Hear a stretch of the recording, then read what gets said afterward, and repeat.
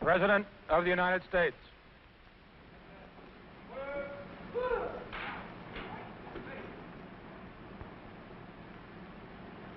Admiral, Captain, gentlemen, I want to express on behalf of the members of the Congress, the ambassadors from many countries, on behalf of myself, I think the people of the United States, great appreciation to you, both for your efforts today, your efforts on other days and nights, in spring and in winter and in summer.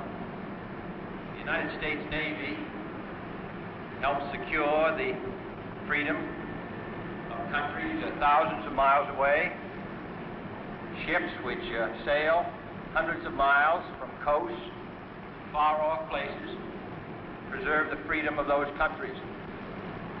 And therefore, as a former member of the United States Navy, and now as President, I want to express to you our heartfelt appreciation. I hope you realize the contribution that you're making, not only to the preservation of the peace, but the preservation of the freedom of this country, and the over 50 countries which are allied with us, and others which, while not allied, benefit from our strength. What you have shown us today, the ships, the techniques, and most of all, your own skill and courage, makes all of us return to the capital with a good deal more confidence and hope.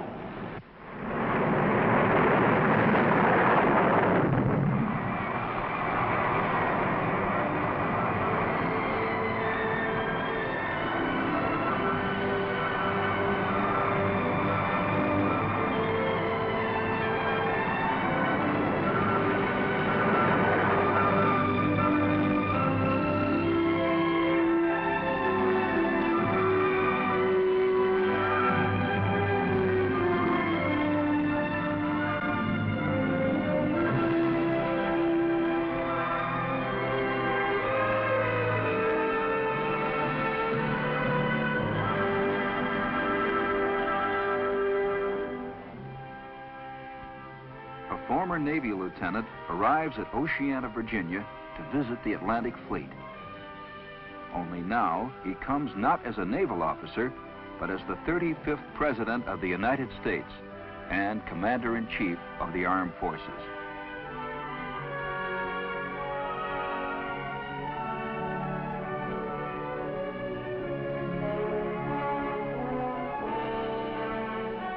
The President's party first visits headquarters of the Supreme Allied Commander, Atlantic, Admiral Robert L. Dennison. Here, President Kennedy meets officers of the NATO nations who share in the security of the vital Atlantic Sea frontiers.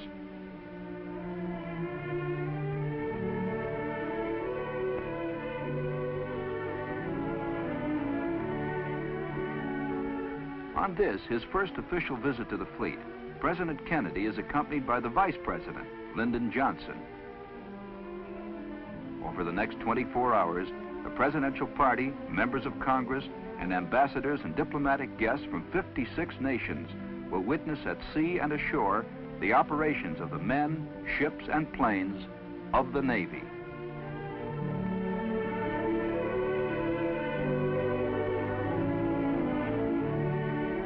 Nerve center of the Atlantic NATO Command is Operations Control Center. Here, in the event of war, would come the orders sending into action the seagoing forces of 14 nations as one Navy. One such ship would be the Thomas A. Edison, newest of the Polaris submarines. In Norfolk, the Edison waits the President's arrival.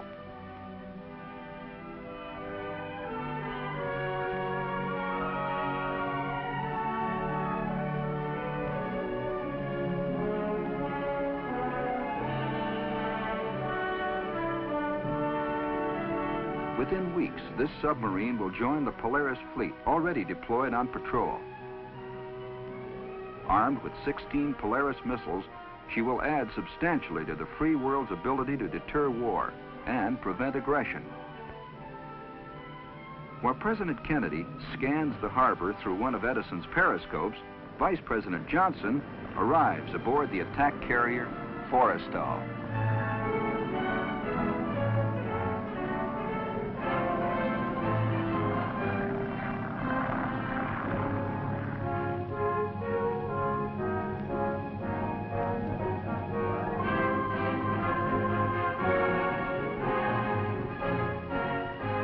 The cruiser Northampton, a flagship of the Atlantic Fleet, mans the rail for the Commander-in-Chief.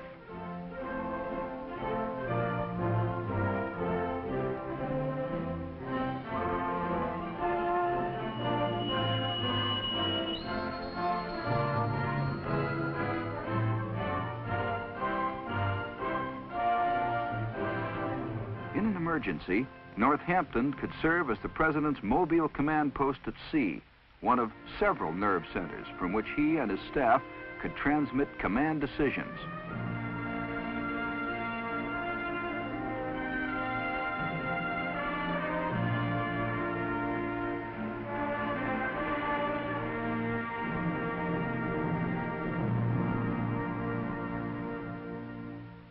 Third thing I would like to A briefing in the ready room. It's good today. If for some reason we had to divert to the beach, there are plenty of alternate fields along the coast that you can get into. We're operating just south of Cherry Point here. We have a master jet base here, Cherry Point. Hunter Air Force Base here at Savannah has runways that can take the Vigilante. Are there any questions from anyone? Pilots and air crewmen have an opportunity to be ambassadors themselves. They've visited many nations, but seldom has there been the opportunity to reciprocate at sea. The chargé d'affaires of the Republic of Mali, of Western Africa. Western Africa, yes. It's a pleasure to meet you. I am the ambassador of Honduras. Oh, sí. Tengo mucho gusto. Tengo mucho gusto. Muchas gracias that you speak Spanish. Un poquito. This is my bombardier, Lieutenant Monroe. My name is Mr. Davila. I am from Tegucigalpa, the capital of Honduras. Very I am good. representing my country, your great country, United States. It's my pleasure to meet you, sir. Senator Byrd, I'm Commander Heath. It's a pleasure to know you, sir. Honor to have you aboard. This is my bombardier, Lieutenant Larry Monroe. Pleased to meet you, sir. Is this your first visit with us aboard the Enterprise? Yes, first time on the Enterprise. I'm very proud of the fact it was built in Virginia. I'm one of those that believes in airplane carriers. Well, of course, I'm very glad to hear you say that, sir.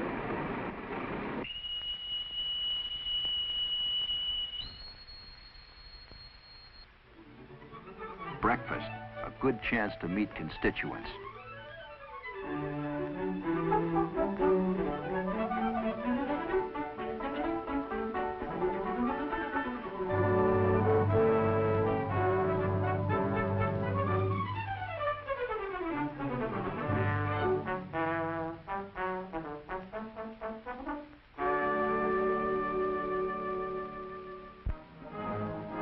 And now, honors, salutes, and ceremonies by the fleet.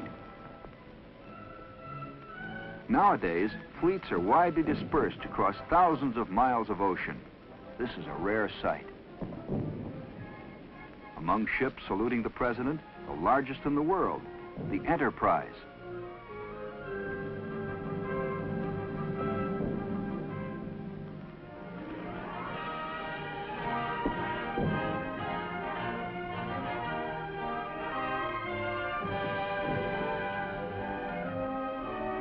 Small, sleek destroyers,